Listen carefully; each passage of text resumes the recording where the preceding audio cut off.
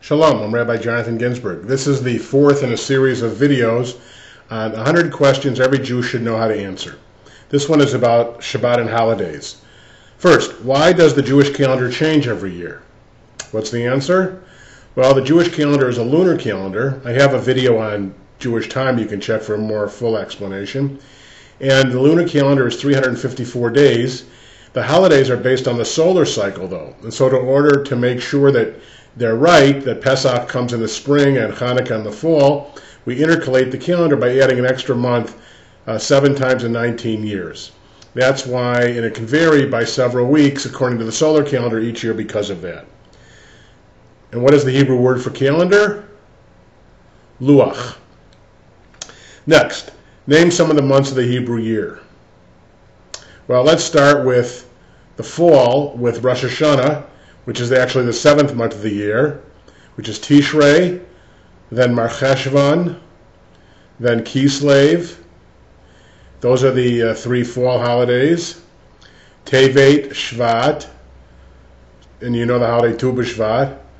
Adar is Purim, Nisan is Pesach, Iyar is Israel Independence Day, Sivan is Shavuos, Tammuz, Av, Elul. So those are the Jewish holiday months. What holidays occur during those months? Well, in Tishrei there's Rosh Hashanah, Yom Kippur, Sukkot. Cheshvan there's nothing, that's why it's called Bitter Cheshvan. Kislev is Hanukkah. Shvat is Tu B'Shvat. Adar is Purim, as I said. Nisan is Pesach. Then you have the Omer period with the Holocaust commemoration. Iyar has Israel Independence Day and Israel Memorial Day. Sivan is Shavuos. Tammuz begins the 3 weeks of sadness leading to the 9th of Av. And then Elul is the penitential period leading again to Rosh Hashanah. Why is the Sabbath considered a cornerstone of Jewish tradition? Well, the great secular humanist writer Chada'am said, more than the Jewish people have kept the Sabbath has kept the Jewish people. Think about the Torah, how often it's invoked in the Torah, comes every week. So much of Jewish religiosity, God, families, all based around that concept. How is it observed traditionally? Well, if you don't know the answer, check my video on the Sabbath, but there are work restrictions. There's also celebrations with a Friday night meal and a Shabbat meal, and then a third meal on Saturday, Havdalah, going to synagogue and studying. Why does it have meaning for our society? Everybody recognizes that you can't run at full steam all the time. People who nap have less heart attacks than people that don't. People that don't take vacations burn out. This is a regulated time of renewal and rejuvenation of the body and the spirit, once a week mandated by God. Next question, what is the Havdalah ceremony? Well, that is this brief ceremony that ends the Sabbath on Saturday night, and I have a Jewish home ritual video which shows the ritual pieces associated with that. The multi-braided candle, the Kiddush cup, and the spice box. Last question on the Sabbath and holiday unit. In what ways is Yom Tov, the festivals and holidays like Shabbat, how do they differ?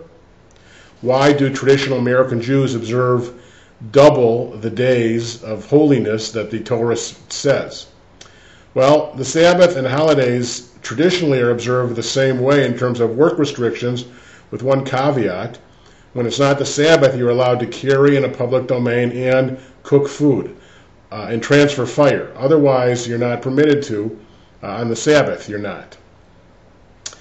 They differ in that way. They're the same in that there are celebrations, special prayers, restrictions against labor.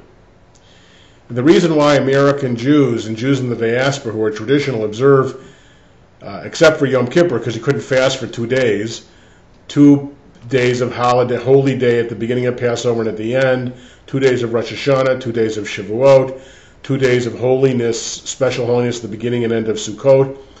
It goes back beyond 2,000 years before we intercalated the calendar. They weren't able to communicate with the diaspora in an efficient manner to let them know when the holidays were, so they instituted this extra day for security. And then when they were able to, they knew when the calendar would be, the Talmud still says, be careful about the traditions handed to you by your ancestors.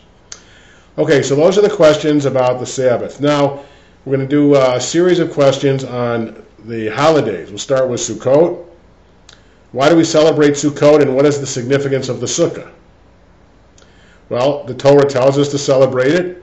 It's a 8-day holiday in the Torah, including Shmini Atzeret, and it's 9 days in the diaspora. We should build booths, and I have a special video on Sukkot, but basically, Torah says to build a booth to remind ourselves that our ancestors built booths when they left Egypt and wandered in the desert. There are other reasons that have agricultural basis, but that's the basic one. What are the 4 species used on Sukkot, and what do they represent? You can check my Sukkah video for that. But the 4 species are a citron fruit, a palm branch called lulav, myrtle, and willow branches. And they represent the parts of the body, they represent the different kinds of Jews, they represent the unity of God.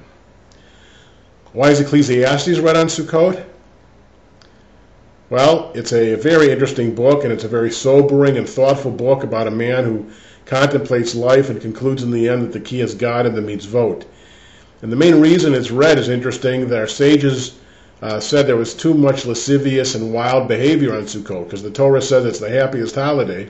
And so this book was thought to be a sobering way of dealing with that overexcited population. What is the Yizkor service? Now, how often is Yizkor recited during the year? Again, I have a video on that. Yizkor is recited 4 times a year at the end of Pesach, Shavuot, and Sukkot, and Yom Kippur.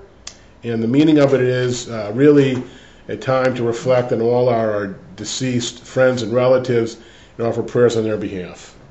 Explain Simchat Torah and Hakafot. Simchat Torah is the end and the beginning of the annual reading of the Torah. The Hakafot are the circles that we make, the 7 circles around the congregation dancing with the Torahs in celebration. I'll continue on another video, questions about Passover, Shavuot, etc.